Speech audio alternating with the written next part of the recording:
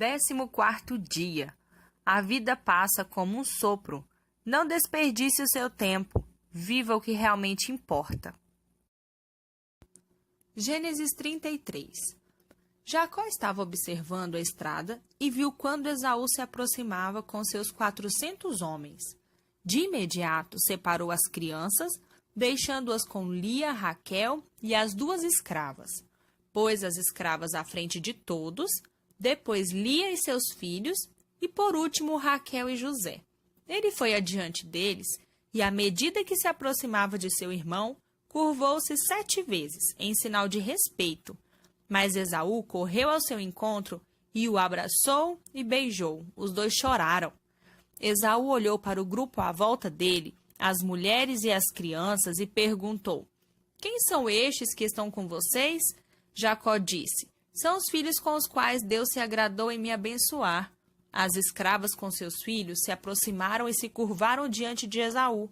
Em seguida, vieram Lia e seus filhos, e eles também se curvaram. Por fim, José e Raquel se curvaram diante de Esaú. Esaú perguntou: "E o que são todos aqueles animais que encontrei no caminho?" "Eu os enviei na esperança de que me preparassem o caminho para meu senhor me receber." Esaú disse: "Ora, meu irmão, eu tenho tudo de que preciso. Fique com o que é seu." Mas Jacó insistiu: "Por favor, se você sentir no coração que deve me receber, aceite os presentes. Quando vi seu rosto, foi como se tivesse visto o rosto de Deus sorrindo para mim. Aceite os presentes. Deus tem sido bom para comigo, e tenho mais do que preciso." Diante da insistência do irmão, Esaú aceitou os presentes. Esaú propôs: "Vamos recomeçar juntos a viagem. Eu irei à frente." Mas Jacó respondeu: "Meu senhor pode ver que meus filhos são frágeis, e os rebanhos têm suas crias para amamentar, o que exige um ritmo lento na viagem. Se eu exigir muito deles, mesmo que por um só dia, posso perdê-los. Assim, meu senhor, siga na frente de seu servo, enquanto vou com calma no ritmo dos meus rebanhos e filhos, e me encontrarei com você em Seir." Esaú disse: "Ao menos deixe-me pôr a seu serviço alguns dos homens que estão comigo." Jacó respondeu: "Não é preciso. A forma generosa como me recebeu era tudo de que eu precisava." Então Esaú pôs-se a caminho de Seir naquele mesmo dia. Jacó seguiu para Sucote. Ele construiu um abrigo para si e um local para recolher os animais. Foi assim que o lugar ficou conhecido como Sucote, abrigos. E foi assim que Jacó chegou são e salvo a Siquém, na terra de Canaã. Depois de percorrer todo o caminho desde Padã-Arã, ele acampou perto da cidade e comprou dos filhos de Amor, pai de Siquém, a terra em que armou suas tendas. Pagou 100 moedas de prata por ela. Construiu um altar ali e deu-lhe o nome de El Elohe Israel. Poderoso é o Deus de Israel. Gênesis 34. Certo dia, Diná, filha de Lia e Jacó, foi visitar algumas mulheres daquela terra. Siquém, filho de Amor, o heveu, líder do local, viu Diná e a estuprou. Mas depois disso, passou a sentir forte atração pela moça. Apaixonado por ela, tentava ganhar sua afeição. Por isso foi pedir a seu pai, Amor: "Consiga essa moça como esposa para mim." Jacó ficou sabendo que Siquém havia estuprado Diná. Como os filhos haviam saído para cuidar dos animais no campo, ficou esperando que eles chegassem em casa para discutir o assunto. Nesse meio tempo, Amor, pai de Siquém, procurou Jacó para tentar um contrato de casamento. Enquanto isso, no caminho de casa, os filhos de Jacó ficaram sabendo do que havia acontecido e ficaram furiosos. O estupro que Siquém havia cometido contra a filha de Jacó não era algo que podia ser tolerado nem suportado na família de Israel. Amor falou a Jacó e a seus filhos: "Meu filho Siquém está perdidamente apaixonado por sua filha. Peço que você a dê em casamento a ele. Façamos casamento entre nossas famílias. Entregue suas filhas a nós e entregaremos as nossas a vocês. Vocês podem viver no meio de nós como uma família. Podem fixar residência aqui e viver como um de nós. Há boas oportunidades de prosperar aqui." Depois Siquém falou em causa própria, dirigindo-se ao pai e aos irmãos de Diná. Por favor, aceitem. Pagarei qualquer preço. Estipulem o preço que quiserem pela noiva. O céu é o limite. Mas permitam que essa moça seja minha esposa.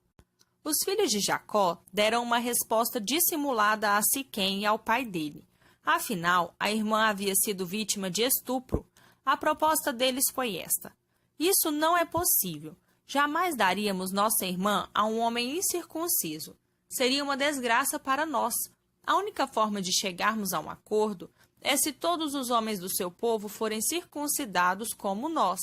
Aí sim, poderemos trocar livremente nossas filhas e realizar outros casamentos entre nós. Só assim ficaremos à vontade e poderemos ser uma família grande e feliz. Mas se essa condição não for aceitável para vocês, pegaremos nossa irmã e iremos embora. A sugestão pareceu justa para Amor e Siquém.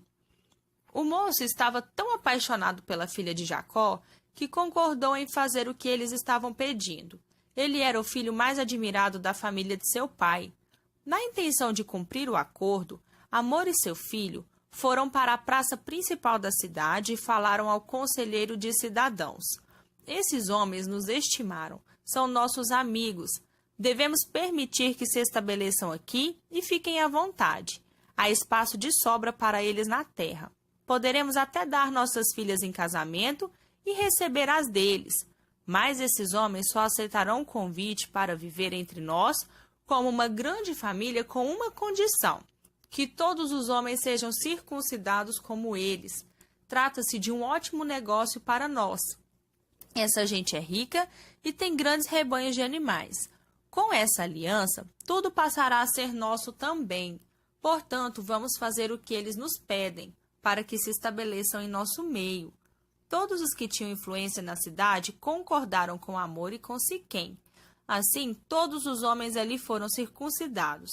3 dias depois, quando todos os homens ainda sentiam dores, Simeão e Levi, filhos de Jacó e irmãos de Diná, cada um com sua espada, saíram pela cidade como se fossem donos do lugar e mataram todos os habitantes do sexo masculino. Também mataram Amor e seu filho Siquém, resgataram Diná da casa de Siquém e foram embora. Os outros filhos de Jacó chegaram ao local depois da matança e saquearam a cidade inteira, como vingança pelo estupro de Diná. Levaram tudo o que encontraram na cidade e no campo, todo gado, rebanho, jumentos e objetos. Além disso, levaram cativas todas as mulheres e crianças e vasculharam todas as casas em busca de coisas de valor. Jacó repreendeu Simeão e Levi: vocês sujaram meu nome no meio do povo daqui, esses cananeus e ferezeus. Se eles decidirem se unir e nos atacar, não teremos a menor chance, porque somos muito poucos. Eles fariam desaparecer o meu nome e minha gente sem nenhuma dificuldade. Eles responderam: ninguém vai tratar nossa irmã como se ela fosse uma prostituta e escapar impune. Gênesis 35. Deus disse a Jacó: volte para Betel, fique ali e construa um altar para o Deus que se revelou a você quando você fugia de seu irmão Esaú. Jacó reuniu a família e instruiu todos os que viviam com ele: desfaçam-se de todos os deuses de estrangeiros que há no meio de vocês. Tomem banho e ponham roupas limpas, pois estamos indo embora para Betel. Vou construir ali um altar para o Deus que me respondeu quando eu estava em apuros e que desde então tem estado ao meu lado aonde quer que eu vá. Eles entregaram a Jacó todos os deuses estrangeiros que guardavam e também os brincos que usavam como amuletos. Jacó enterrou tudo debaixo de um carvalho em Siquém. Em seguida foram embora. Um pavor que chegava a paralisar tomou conta das cidades das redondezas. Assim, ninguém se atreveu a sair e perseguir os filhos de Jacó. Jacó e seu grupo chegaram a Luz, que é Betel, na terra de Canaã. Construiu ali um altar e deu a ele o nome de El-Betel, Deus de Betel, porque era o lugar em que Deus havia se revelado a ele quando fugia de seu irmão. Foi nessa ocasião que Débora, serva de Rebeca, morreu. Ela foi sepultada perto de Betel, debaixo do carvalho que recebeu o nome de Alon-Bacute. carvalho do choro. E Deus revelou-se outra vez a Jacó, depois que ele havia voltado de Padã-Arã, e o abençoou. Seu nome é Jacó, calcanhar, mas esse não será mais seu nome. De agora em diante, você será chamado Israel, aquele que luta com Deus. Deus continuou: eu sou o Deus forte. Tenha filhos, frutifique. Uma nação, uma comunidade inteira de nações procederá de você. Reis virão de seus descendentes. A terra que dei a Abraão e Isaque, agora dou a você e também a seus descendentes. E Deus se foi, elevando-se do lugar em que havia falado com ele. Jacó ergueu uma coluna de pedra no local em que Deus havia falado com ele, derramou sobre ela uma oferta de bebida e a ungiu com óleo. Desta forma, Jacó consagrou o lugar em que Deus havia falado com ele, Betel, casa de Deus. A caravana partiu de Betel e ainda estava uma boa distância de Efratá quando Raquel entrou em trabalho de parto, um parto muito complicado. Quando as dores chegaram ao ponto máximo, a parteira disse a ela: não tenha medo, você teve mais um menino. Antes de dar o último suspiro, porque estava morrendo, deu a ele o nome de Benoni, filho da minha dor, mas seu pai preferiu chamá-lo de Benjamim, filho da boa sorte. Raquel morreu e foi sepultada na estrada para Efratá, isto é, Belém. Jacó ergueu ali uma coluna para marcar o local do túmulo, que está ali até hoje, a pedra do túmulo de Raquel. Israel seguiu seu caminho e acampou em Midal-Éder. No tempo em que Israel vivia naquela região, Ruben teve um caso com Bila, concubina de seu pai, e Israel ficou sabendo. Jacó tinha 12 filhos. Os que ele teve com Lia, Ruben, o filho mais velho de Jacó, Simeão, Levi, Judá, Issacar, Zebulon. Os que ele teve com Raquel, José e Benjamim. Os que ele teve com Bila, serva de Raquel, Dan e Naftali. Os que ele teve com Zilpa, serva de Lia, Gade e Aser. Esses são os filhos de Jacó que nasceram em Padã-Arã. Por fim, Jacó chegou de volta à casa de seu pai Isaque, em Quiriate-Arba, a atual Hebrom, onde Abraão e Isaque haviam residido. Isaque estava agora com 180 anos de idade. Então deu seu último suspiro e morreu em idade muito avançada. Seus filhos Esaú e Jacó o sepultaram no túmulo da família. Novo Testamento. Mateus 10, do versículo 1 ao 20. Assim que acabou de orar, a oração foi respondida. Jesus chamou 12 de seus seguidores e enviou-os a colher nos campos. Deu a eles a capacidade de expulsar espíritos malignos e dar carinhosa atenção aos sofredores.